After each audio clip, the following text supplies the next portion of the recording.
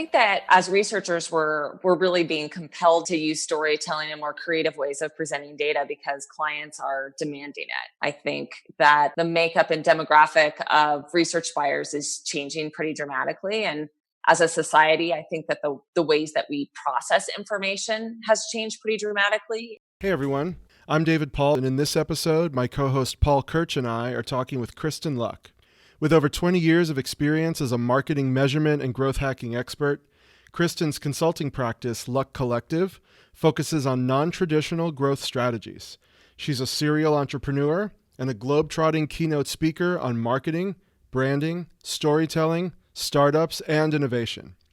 Kristin is also the founder of Women in Research, a global nonprofit that facilitates education, entrepreneurship, and other career development for women in the market research industry. Our conversation focuses on the hot topic of storytelling in market research, both in marketing to consumers and in market research reporting. We also touch on brands that are doing a standout job of engaging consumers, and we explore the state of women and diversity overall in market research. Conversations with Kristin are always packed with value, and this one is certainly no exception. So check it out. Well, hey, Kristin, thanks so much for joining us today. Thanks so much for having me. Our pleasure. For the handful of people listening who may not know you or what you're up to these days, tell us a little bit about what's happening with the Luck Collective. Sure. So Luck Collective is my growth strategy practice. I work with firms who are either struggling to grow. So in many cases, I'm doing turnarounds, helping inspire new growth in firms that are stagnating or struggling in some ways. Or I'm working with early stage, in some cases, fast growing companies to figure out how to scale growth in the most effective ways possible and then drive eventually to an acquisition or M&A event. Kristin, we really appreciate you coming on, and we're looking forward to this conversation. The research industry is one where sometimes slow moving. There's been a little bit of innovation that has really crept into the industry, which is exciting to see. But one of the things that I think is really prevalent in the industry is the idea of storytelling, but it's almost always been tied to the qualitative side of research. And I think a lot of researchers are getting better at tying storytelling into presenting results. But on the quant side, it's maybe not been used as much. So what are some opportunities or what are some things that are happening in the research industry that maybe excite you around the idea of story reporting or storytelling in terms of presenting data? Well, I think that as researchers, we're really being compelled to use storytelling and more creative ways of presenting data because clients are demanding it. I think that the makeup and demographic of research buyers is changing pretty dramatically. And as a society, I think that the ways that we process information has changed pretty dramatically. Certainly when I started out in research, there weren't a whole lot of entertainment options. You could go see a movie or watch a television show or read a magazine or a book. That was pretty much it. I started out in research. I think my very first computer at Lieberman was a Mac Classic that took about 15 minutes to boot up. And really its only function was email. There wasn't much online content versus today where you've got so many competing forms of entertainment and ways that information are delivered, particularly visually. And so I think as an industry, we're having to evolve, particularly our quantitative data reporting, from something that was largely static and driven by data tables to focusing on more interactive ways of reporting and really challenging ourselves to move from just reporting numbers to actually reporting a story that thematically ties to the brand and to the research findings. And so I think that's the biggest challenge for quantitative researchers, I think, who might be a little more comfortable just sitting with the numbers and reporting exactly what the numbers are saying versus tying it to a larger strategy or a larger message for the brand. One of the pitfalls or one of the shortcomings of research these days is the fact that we've lost a little bit of credibility with some C-suite. Doesn't storytelling give us an opportunity to help our clients do a better job of selling the research internally?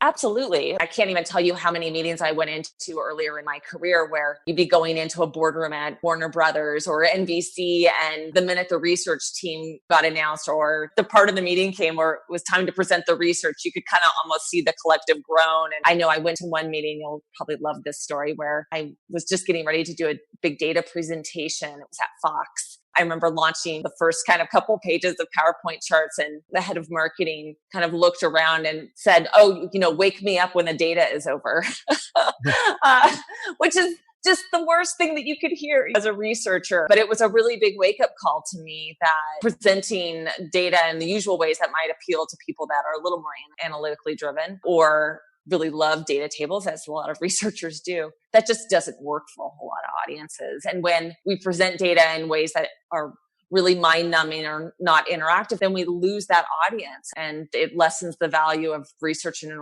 organization overall. Well, at least they were forthright to you. I actually witnessed a CEO one time literally take his shoes off and his socks off, and he started picking at his feet in the meeting. He had no interest in listening to what was being said. Yes, that was the most uncomfortable meeting I've ever sat in my life. Hey, apparently a pedicure was more important than your your data presentation.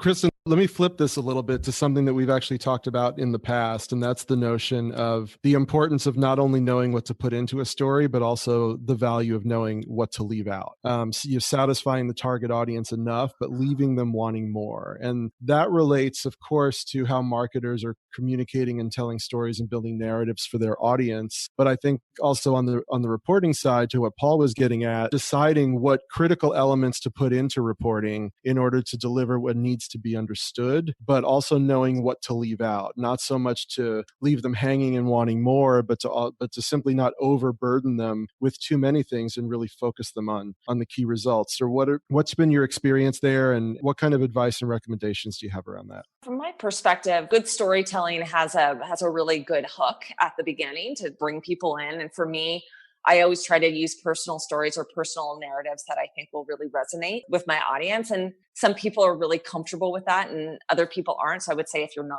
comfortable, divulging personal information or tying it to a personal story that you think will resonate with that audience, then figure out another strategy. I think there's two mistakes that I see people make a lot when it comes to storytelling. The first is I see folks not plan for the ending, and the ending is where everything gets tied together. So understanding how your entire story is going to play out and how you're going to kind of link everything together at the end is really important. The other issue I see or error that I see researchers make a lot is we just tend to get too much into the weeds. Not every data point is important and needs to be discussed ad nauseum in a meeting. And so being really selective about what you share so that it does pique interest and drives a Q&A session at the end is super important from my perspective. So really planning the end in mind, working your way back, but also knowing which things you can glance over versus which things you really need to go deep on. Yeah, because I don't think there's anything worse than having a really great kickoff to a story. You kind of get the guts. The kickoff is really exciting. Everybody's excited about it and paying attention. And then you get to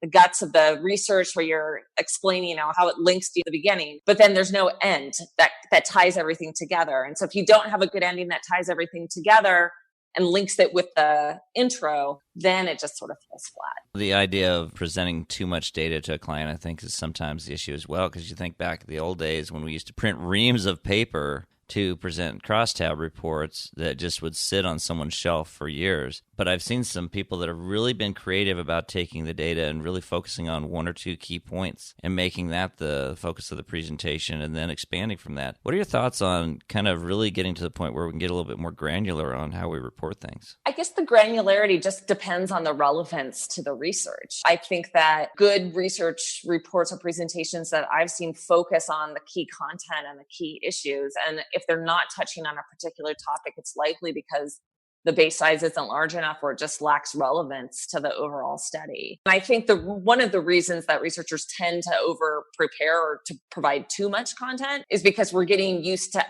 being asked tough questions in meetings. And so we want to have every piece of data available so that, if we do get asked a question about something that has a base size of 2, we can answer that question, albeit, it's completely lacking in relevance. So from my perspective, I think it's unreasonable to think that you're going to be able to go into a meeting and answer every question that someone has about every data point in the entire survey, but being prepared to talk about the things that are most relevant. And to also be prepared to talk about why you're not covering specific subjects is an important thing to prepare for as well. I want to take it just maybe in a little different direction because you are known as a growth hacking expert and also you have this extensive research background. Are some things that maybe you've learned from growth hacking that have really kind of transformed the way you look at research and look at the way of working with clients?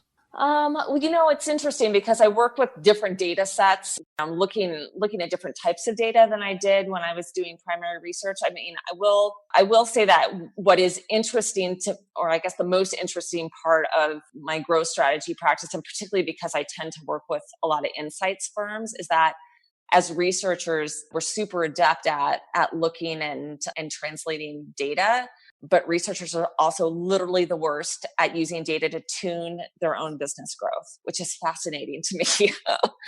And I don't know if it's just because we spend so much time looking at data all day that the last thing you want to do is, as a CEO, is at the end of the day, look at their own data related to your business. And maybe that's why a lot of the CEOs that are running some of the largest research firms are not researchers by trade. They come from the business world or they come from a business background. They're not actually researchers themselves. But I do think that has been something really kind of illuminating as I work with insights firms to kind of determine the biggest opportunities for growth, is really teaching people how to use that business data in really meaningful ways. Totally agree with that. I'm curious to ask you, Kristin, about an article I actually read today on a website called FocusWire, where they cited an example of storytelling in the travel industry. In the article, they said stories are the emotional currency of travel. They're what people are looking for when they're searching for what to do. It's what they seek when they're in a place, and it's what they share while they're there and when they get home. And the article was using an example. They referenced a hotel company in Sri Lanka called Jetwing Hotels. And that hotel company has created an online magazine called Island Insider, where it has stories and sample itineraries and photos all about traveling in and around Sri Lanka. And there's only very subtle book now buttons and links to try to then capture and convert those people, of course, into customers. So I thought that was a really interesting example of selling through stories. And I know we're both fans of Paul Smith's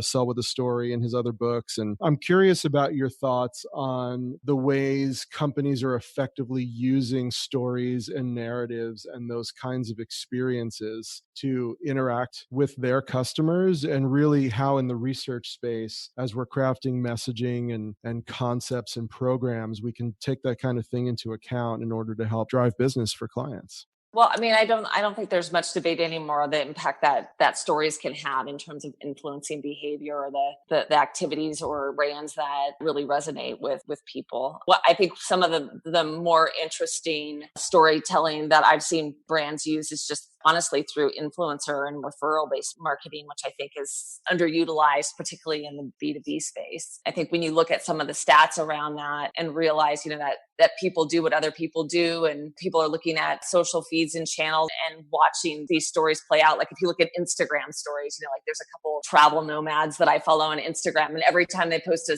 Instagram story about what they're doing, which is highly visual, it really drags me in. I'm like dying to find out like what country are they in or what hotel are they going to.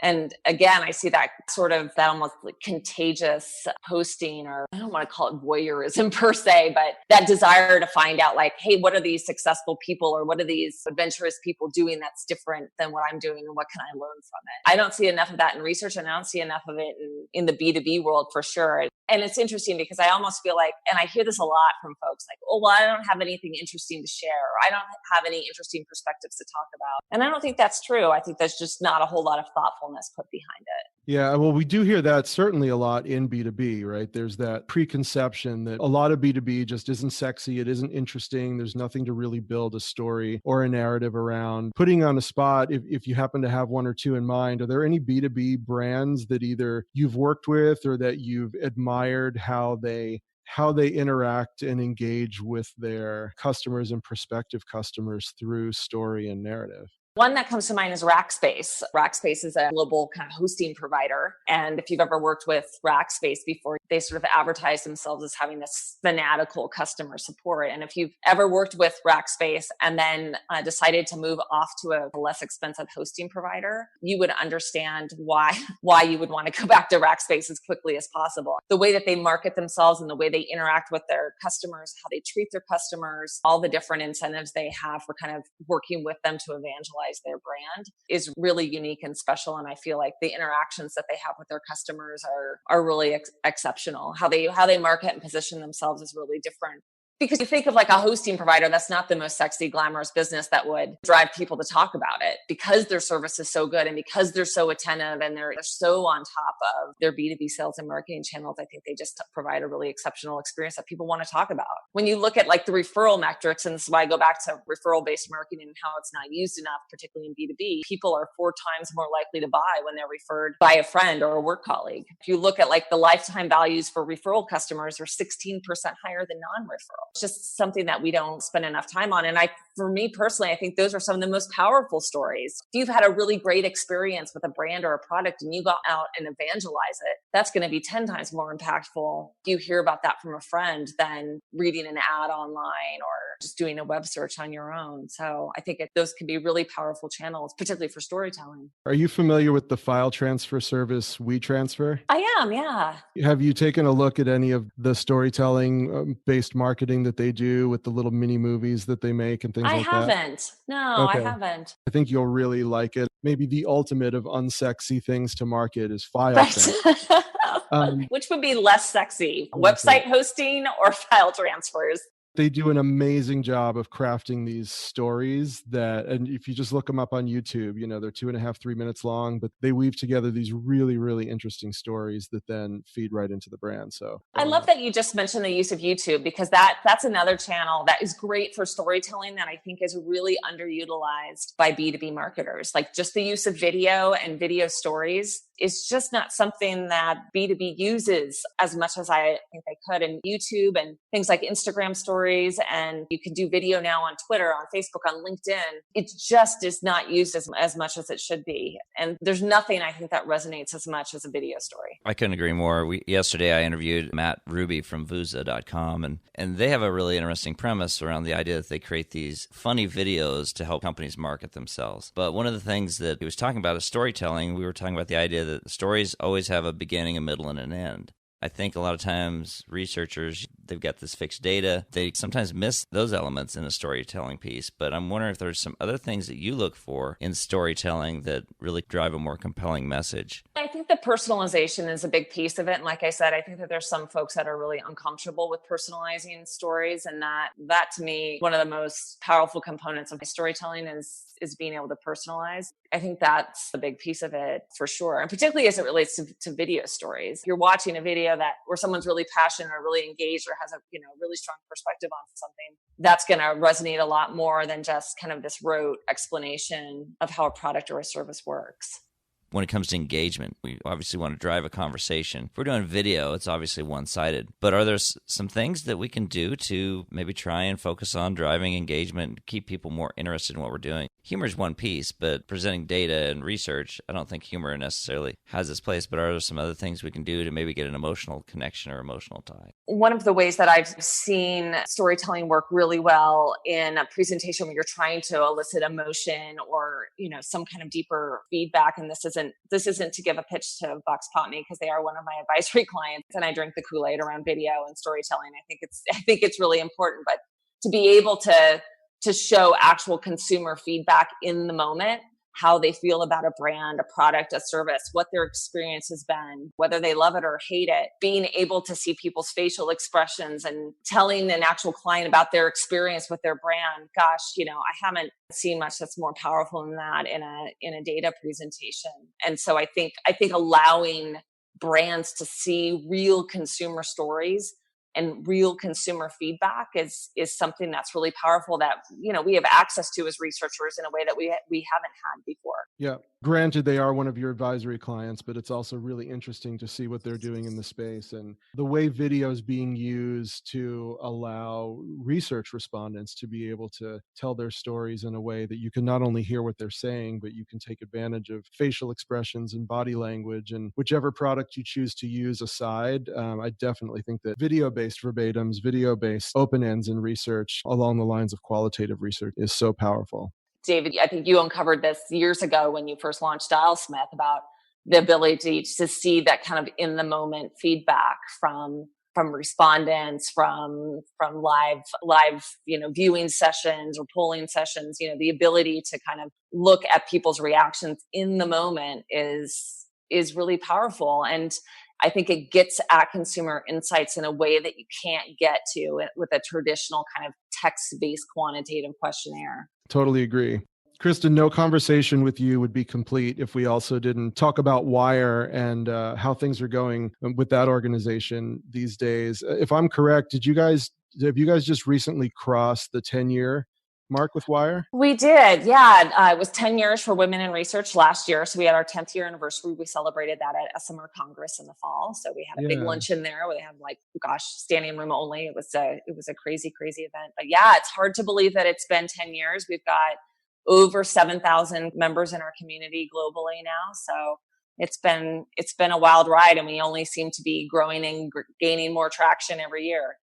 Yeah. So over the 10 years, what are you seeing as the biggest positive changes that you're happy about? And where are you seeing as the biggest areas that are still in need of attention related to women in research? It's interesting because we did a study 5 years ago where we kind of looked at the progression of women in the industry. And because one of the things that I had sort of noticed, and this was really the impetus behind starting Women in Research back in 2007 when I did, was that in the very early stages of my career, I worked almost exclusively with women. And women traditionally have sort of made up the bulk of researchers in market research. And then what I noticed as I got into the more senior and executive levels of my career, I've worked almost exclusively with men. And so it brought up the question, what's happening? Where are all the women going? Why aren't they making it to these more senior level stages? Is it a pipeline problem? Is it an understanding of how to progress in your career? Like, what are the barriers that are holding us back? And so a lot of what Wire's been about is creating opportunities for networking and collaboration between women, and also providing them with examples of women that are in executive level positions and C-level positions, running their own businesses, so they understand the activities that are necessary in order to move into those roles. But it's kind of segueing back to the research study we conducted. We did a repeat of that study this last year, and unfortunately, we're just not making fast enough progress in terms of advancing women's role in the C-suite. If we continue at the same pace, I'll be retired and likely dead before we'll have parity in the market research industry. There's a number of different initiatives that we have going on with Wire, but I think the one thing that I am the most proud of is just that we've been able to raise it as a real issue and to create awareness around it. 5 years ago, 10 years ago, it would not be unusual to go to a conference and have most of the speakers as male and have all male panels and no one would say anything. Mm-hmm. These days, God forbid you put an all male panel on stage, I think you'd get scalped alive. There's definitely a sea change going on, and folks are aware of the fact that, hey, not only do we need to have more women's voices and more diverse voices in the C-suite, but that diversity really drives innovation. It drives business growth. There have been tons of studies that touch on the benefits of diversity. And when I say diversity, I don't mean just women. I mean people of color, people of different backgrounds. I do think that that's kind of a common misnomer when it comes to women in research, is that we're here to promote diversity. We're not here to promote a female-only perspective. Just like I wouldn't want to see an all-male panel on stage, I also wouldn't want to see an all-female panel. When we say diverse perspectives, we mean that. Kristin, what are some things that can be done to help move that forward? You mentioned awareness being a key element, but are there some things that you see happening, or maybe some things that can be fostered to move that? Yeah, for sure. I think that the one thing to realize is in yourself is that we all have our own unconscious biases, myself included. Somebody asked me to recommend 5 speakers for a conference. I really have to think hard about who I'm going to recommend, because my first instinct is to recommend every single woman that I know. We just tend to surround ourselves with people that are the most like ourselves, myself included. Most of the women in my immediate network are white females. I've really had to work to expand my network and to ensure that when I am asked to make recommendations, or I'm going to interview people or post a job description, that I'm using diverse channels to attract people, that I'm going through my networks and asking for referrals so that I am getting people that are different than myself. And so honestly, I think just coming from a place of humility and saying, hey, I do suffer from unconscious bias, as we all do. And what can I do to ensure that I am surrounding myself with diverse perspectives? Because one of the things I see a lot when people are going out and hiring or posting job descriptions or looking for conference speakers is like, well, I asked around and nobody applied, or I posted a description and only white males applied because you went out through your normal networks. And that might consist primarily of white males. So it is just about broadening our networks and making sure that we're being as inclusive as possible in our business processes. Kristin, we really appreciate you coming on. And I want to pay a special thanks to David Paull, who co-hosted this with us today. This has been a great initiative. But Kristin Luck, can you tell people how they can learn more about you and connect with you? You can learn more about my growth strategy practice on my website. It's luckcollective.com. I'm also super active on Twitter and LinkedIn, and you can obviously find me on LinkedIn under my name. My Twitter handle's @Kristin Luck. And for anyone that wants to learn more about women in research, you can look up that organization at womeninresearch.org. I hope you enjoyed that conversation as much as I did. Thanks again to Kristin Luck and my co-host for this episode, Paull Kirch. You can explore the Audible Insights podcast at insightsassociation.org/audible-insights and by searching Audible Insights on iTunes and Google Play.